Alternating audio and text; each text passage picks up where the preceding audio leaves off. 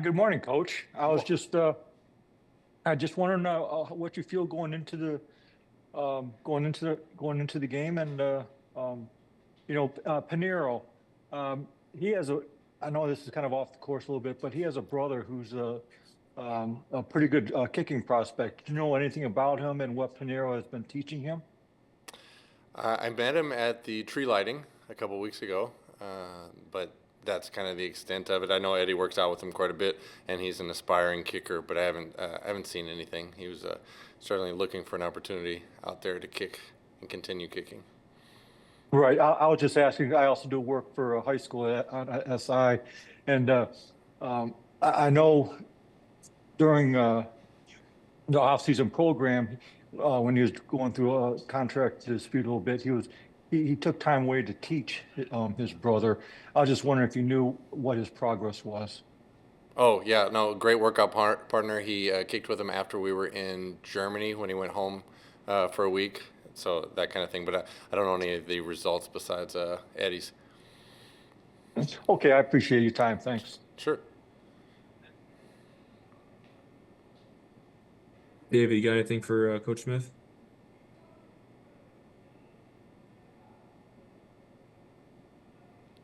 David? Sorry, I just jumped on here, so haven't Well, early. gathered myself yet. Sorry. Do you know Coach Belichick? What do you think about him going to North Carolina? Curious about that. Do I know Coach Belichick? I don't know him personally.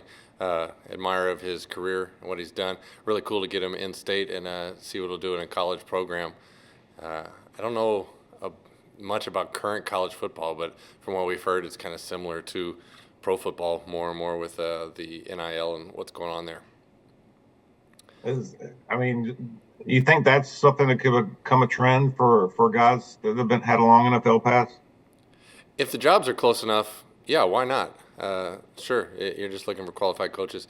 Special teams quite a bit different. In my area between college and pro, there's not a ton of crossover there, but there have been some recently. There's been a couple college coordinators hired in the NFL, and then the other way, South Carolina, Joe DeCamillis just got a job, and he was a pro special teams coordinator for a long time. So there's a little bit of pop back and forth in that way. But if the two games are aligning more, then you certainly could see that people would be skilled at both. I'll ask you one about this game. Dallas has had a lot of success lately on special teams. What have you seen from them that you have to prepare for? They have an absolutely fantastic kickoff and punt returners. The same guy, Turpin, returns them both. He's an issue whenever he has the ball, and then they've always had an aggressive style. So they are trying to make plays. They want to be part of the game, kind of thing. So you have to be ready for the things they'll try in the punt world. I already had two fakes this season. Punt return, they're very aggressive. They blocked a punt at the end of that Cincinnati game that kind of went the wrong way for them. But that was another example of their special teams making an impact, a huge impact at the Washington game a couple weeks ago, where they had the two kickoff return touchdowns within the last 3 minutes of the game. Do you use that example of what happened with the block punt to your players to say, hey, this is what you don't do?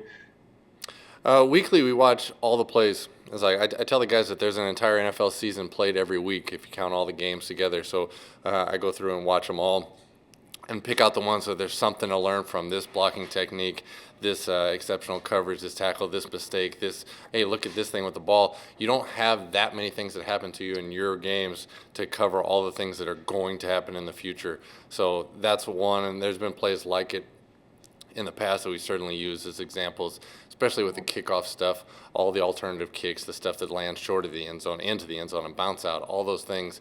We're constantly looking at other teams. We use our Fridays for that. Appreciate it. Thanks. Mm-hmm. Hey, Tracy. Hey, Mike. Hey, so I know you do go through all the tape throughout. I don't know how long you've been doing that, but I know you've been in the NFL for a while. I was just wondering, Adam Thielen, when he first got into the league, was known for his special teams work. Do you remember anything about how he played on special teams when kind of scouting the Vikings over the years? Yeah, he had a big game against the Panthers one time. I remember that. I don't know if you're here for that. He blocked a punt a little while back. But Adam and a lot of these guys that turn into offensive and defensive skill players have made their starts, especially the undrafted guys, on special teams. So those guys, the guys that turn out to be runners and tacklers on defense, almost all of them played on special teams. Josie Jewell was on special teams. You know, the guys, that's where most careers start. So Adam, I remember at the time for just kind of being a small college guy that made it that way.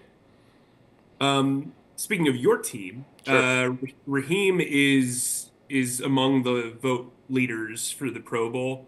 What has he done well this year as a kick returner, and why does he deserve that sort of attention, I guess?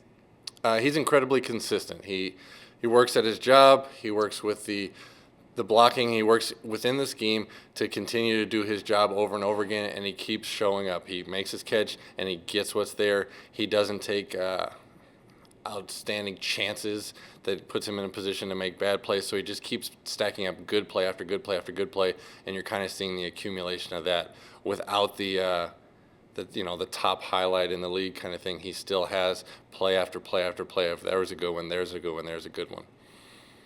I think yesterday Dave said that folks around Seattle called your dad Tater. Is that accurate?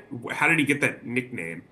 That's a childhood nickname with a couple different backstories, depending who he's telling it to. But yeah, he's always in his professional life been Tater. At home, he's just Dad in my case, and Carl and others. Were you called Tater Tot growing up though, as a kid? Was that why you asked the first question? No, it came to me as you were saying it, but this feels like the perfect dad joke. No. No, because that was a work name, so I wasn't really involved in his work life until later. Fair enough. I had already been post-baked. Well, now at Christmas, you can just drop that line on him. You can use that if you want. There you go. Thanks, Tracy. No problem. All right, anything else for Coach Smith? Yeah, just quick, if I could get an update on Blackshear. He was wearing a red jersey yesterday, and what does your return depth look like? Doing his best to be ready to go. We finished the game without him last week, so it would be similar to that, I would say. All right, thank you. Sure. Hey Tracy, sorry, I got in here late. Mm-hmm. Have you talked? Did anybody ask you about Turpin?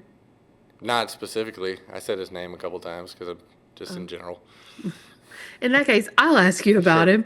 him. Just sort of obvious question, but what sort of challenges does he present, especially just in terms of the return game?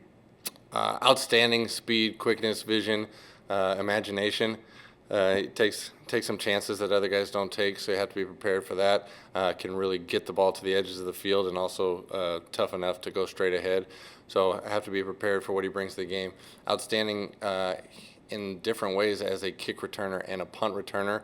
You don't always see that in a guy, but they do the same thing on offense. They want to get him the ball in situations where he can kind of make a play, and special teams is one of those. He's going to end up back there with the ball looking at the whole field, so we have to be ready to get him down. Without giving away your game plan, is there something to be said for just kicking away from him? Oh, absolutely. Yeah, why not? If the conditions allow, if what you have allows for that, there's ways to take the ball out of the returner's hand if you can. If it's 50 degrees and the wind's blowing to you, et cetera, you can't necessarily. And this is also a guy who's shown that he will take the ball out of the end zone on kickoff return. A couple of them 8, 9 deep in the end zone this year that he's run back. So that's a chance where you're putting him in a more dangerous situation for your team with a longer runway kind of thing. So you have to kind of weigh both of those options.